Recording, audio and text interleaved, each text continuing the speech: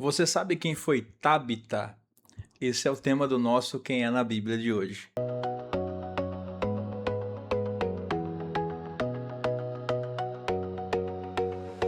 Ela costurava túnicas, ela cuidava de viúvas, ela morreu, ela voltou. Esse é o resumo da vida de uma mulher que a Bíblia menciona brevemente, mas de forma inesquecível. Seu nome era Tabita, em aramaico significa gazela, um animal associado à leveza e à graciosidade. Em grego, ela era chamada de Dorcas. E o que sabemos sobre ela está registrado em alguns versículos em Atos dos Apóstolos, capítulo 9. Mas não se engane, poucos versículos não significa pouca importância. Tabita vivia em Jope, uma cidade portuária à beira do mar Mediterrâneo, hoje conhecida como Jafá, parte de Tel Aviv, em Israel. Era uma cidade movimentada, cheia de pescadores, comerciantes e viúvas que dependiam da ajuda de outras pessoas para sobreviver. E foi exatamente para essas pessoas que Tabita dedicou a sua vida. A Bíblia a descreve como uma discípula, uma seguidora de Jesus. E não apenas um nome, ela vivia aquilo que acreditava.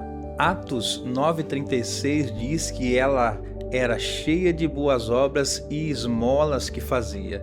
Ela cosia mantos, roupas, túnicas e distribuía às viúvas pobres da comunidade. Não era famosa, não pregava nas sinagogas, não fazia grandes discursos. As suas mãos trabalhavam constantemente. E cada ponto dado na prática era uma oração em forma de amor. Mas então o inesperado aconteceu. Tabita adoeceu e morreu. A comunidade ficou em luto, as viúvas que ela ajudava choravam e alguém tomou uma atitude corajosa. Pedro está em Lida, uma cidade próxima. Vamos buscá-lo. Pedro era um dos apóstolos mais próximos de Jesus. Ele havia acabado de realizar uma cura milagrosa e quando os mensageiros chegaram com a notícia da morte, ele não hesitou e foi com eles. Quando Pedro chegou à casa onde o corpo de Tabita estava preparado, as viúvas o cercaram chorando, mostrando os mantos e as túnicas que ela havia costurado. Não falava apenas de uma mulher que havia costurado,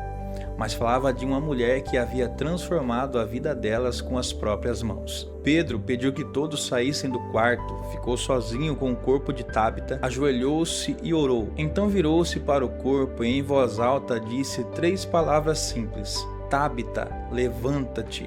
E ela abriu os olhos, viu Pedro e sentou-se. E Pedro, a tomando pela mão, apresentou-a viva à comunidade. A notícia se espalhou por toda a Jope e a Bíblia nos diz que muitos creram no Senhor por conta disso.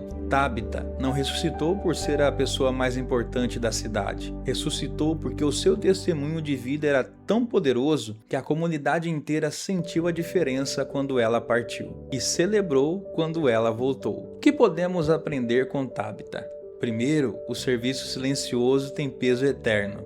Ela nunca fundou uma instituição, nunca escreveu um livro e nunca cuidou de uma nação, mas costurava. E esse ato tão simples tocou tantas vidas que pessoas correram quilômetros para tentar trazê-la de volta. Segundo, a fé se mostra nas mãos. A Bíblia não registra nenhum sermão de Tabita, mas nos mostra suas obras.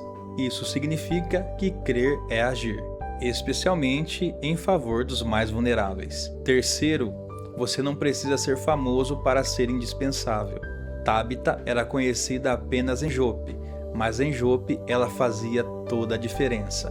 Tabita, uma discípula, uma costureira, uma mulher que morreu, uma mulher que voltou. E que até hoje nos lembra que a melhor herança que nós podemos deixar não é de ouro, nem de poder, é de amor em forma de ação.